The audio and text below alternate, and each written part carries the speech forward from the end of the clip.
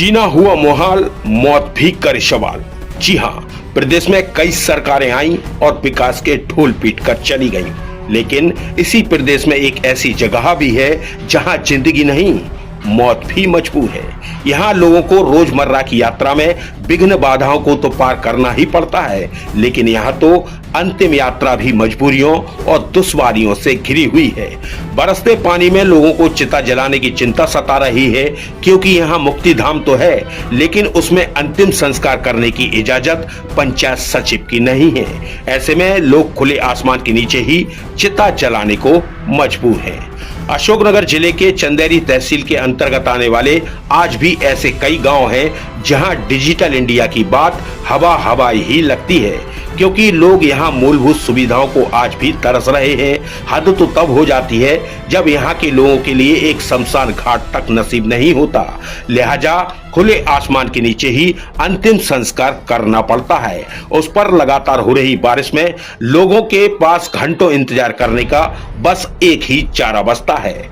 ऐसे ही शर्मसार करने वाली तस्वीरें निकलकर सामने आई हैं चंदेरी तहसील के ग्राम पंचायत नानकपुर के कुंवरपुर गांव से, जहां एक युवक के निधन के बाद उसकी अंतिम यात्रा की पूरी तैयारियां कर ली गईं, लेकिन तेज बारिश के बीच जैसे ही अंतिम यात्रा मुक्तिधाम पहुंची तो पंचायत सचिव ने मुक्तिधाम की चाबी ये कहकर देने से मना कर दिया कि अभी उसका उद्घाटन नहीं हुआ है। इसके अलावा अंत्येष्टि की राशि भी नहीं दी गई, क्योंकि सचिव महोदय को शायद किसी के अंतिम संस्कार से ज्यादा मुक्तिधाम के उद्घाटन की चिंता है। लिहाजा लोगों को खुले आसमान के नीचे ही टीन लगाकर तेज बारिश के बीच अंतिम संस्कार करने पर मजबूर हो। पवन कुमार की मृत्यु हुई क्योंकि शमशान घाट की कोई व्यवस्था नहीं थी। मंत्री से बोले, मंत्री ने चाबी नहीं दी कि अब उसका उद्घाटन नहीं हुआ है, उस पर नहीं जला सकते हैं। फिर हमने टीन टप्पर लगा के आगे जला के उसको संस्कार 5,000 रुपये मांगे, वो 5,000 रुपये भी लकड़िया के लाने नहीं आए। मेरा भतीजा है, वो दाह संस्कार के लिए मैंने गांव वालों से पूछवाया कि माने जाओ आओ, तो उन्होंने मंत्री साहब ने बोल दिया कि उद्घाटन नहीं हुआ, चाबी के बाद में होगा दाह संस्कार। तो सर पूरे बारिश में तीन टप्पर लगा के उसका दाह संस्कार किया। बड़ी मुसीबत में सारे लोग परेशान थे, तो ये बड़ी गिनती है।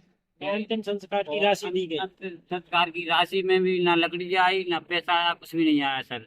और शासन प्रशासन से मेरा अनुरोध है कि जल्दी से जल्दी एक मृगशाला की व्यवस्था अथवा समाज के अलग की जाए।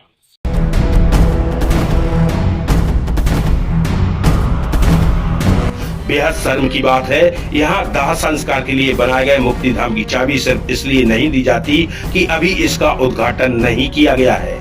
इतना ही नहीं, सब यात्रा को उबड़ खाबड़ भरे रास्ते से होकर भी गुजरना पड़ता है। इस रास्ते की दुश्वारियां देखकर तो लगता है कि मौत के मातम के लिए जा रहे कब खुद इस दुर्गम रास्ते के मौत के मुंह में चले जाएंगे, कहा नहीं जा सकता।